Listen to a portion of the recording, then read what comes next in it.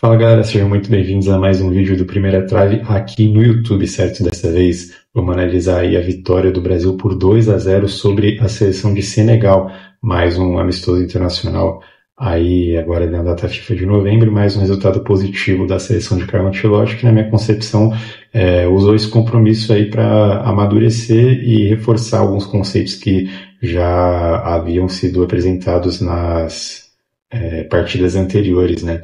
Do Ancelotti, que, claro, é muito importante que sejam aprimorados cada vez mais para que cheguem com toda a confiança e toda a solidez necessária para a Copa do Mundo. Então, sem mais delongas, pedir para você se inscrever no canal, deixar seu like se você curte o conteúdo por aqui, vai me ajudar bastante nesse começo do canal aqui no YouTube, certo? Então, vamos ao que interessa, vamos aqui para o campinho.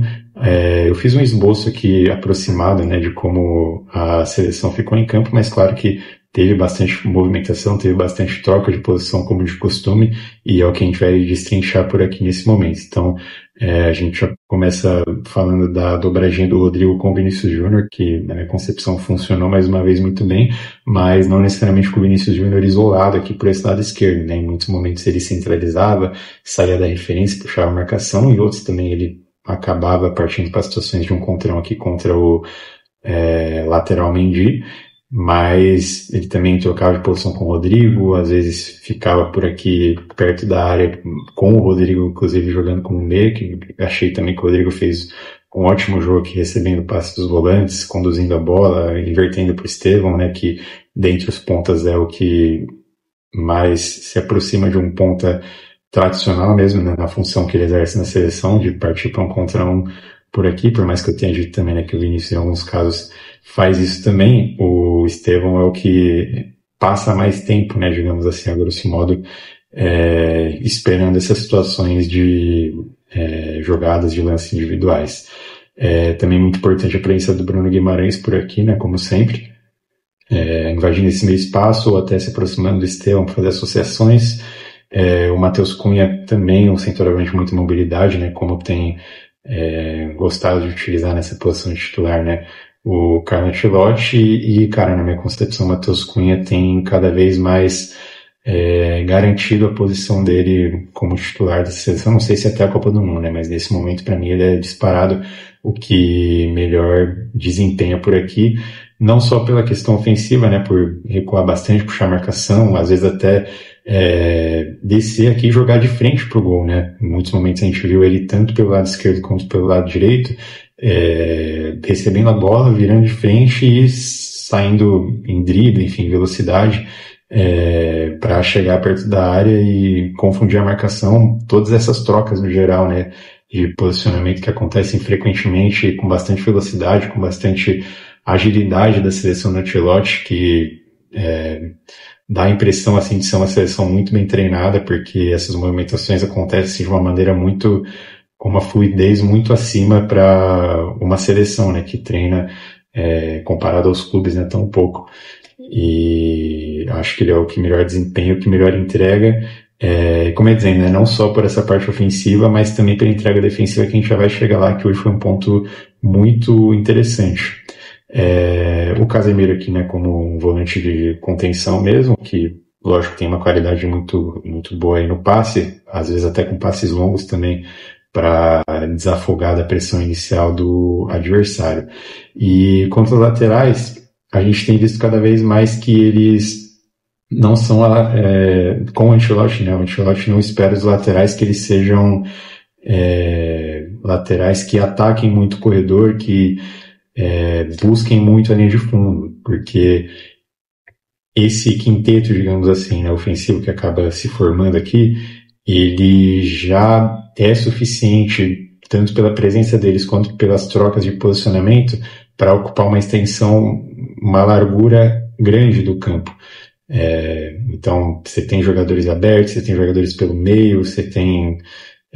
movimentações que bagunçam o sistema defensivo, e esses laterais acabam não só não precisando buscar tanta linha de fundo, como também não tendo muito espaço para isso. E eles acabam servindo às vezes mais como uma espécie de suporte aqui, né, para fazer associações, para entregar bons passes. E eu acho que a opção do Militão se explica por isso, né? Por mais que ele seja tenha se tornado, né, um zagueiro de ofício, ele já foi lateral e eu acho que conseguiu desempenhar muito bem essa função justamente por conta dessa característica,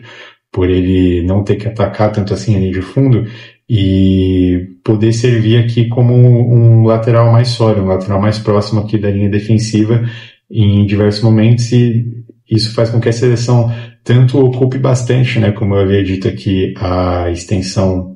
diante da linha defensiva adversária, quanto também não sofra muito defensivamente com questão de recomposição, por aí vai. O Brasil deixou pouquíssimo espaço pelas pontas, se defendeu muito bem na extensão da partida, e é por isso que eu acho que isso funciona muito bem, e como eu havia dito, também tem se mostrado cada vez mais como um conceito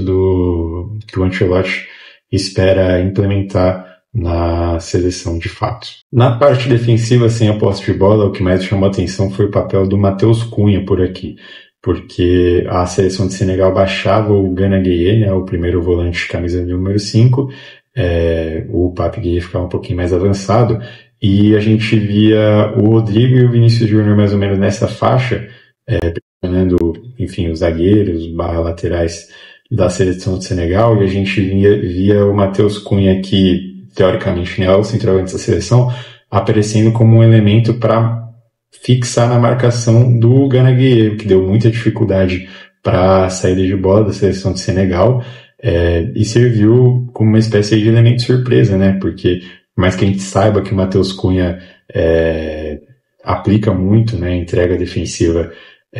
no Manchester United, assim como fazia no Wolverhampton, muitas vezes no United aqui pelo lado esquerdo, né, porque ele joga num trio de ataque com o Mbombo e o Sesco e acaba descendo por esse lado. Aqui não, aqui ele ficou quase que como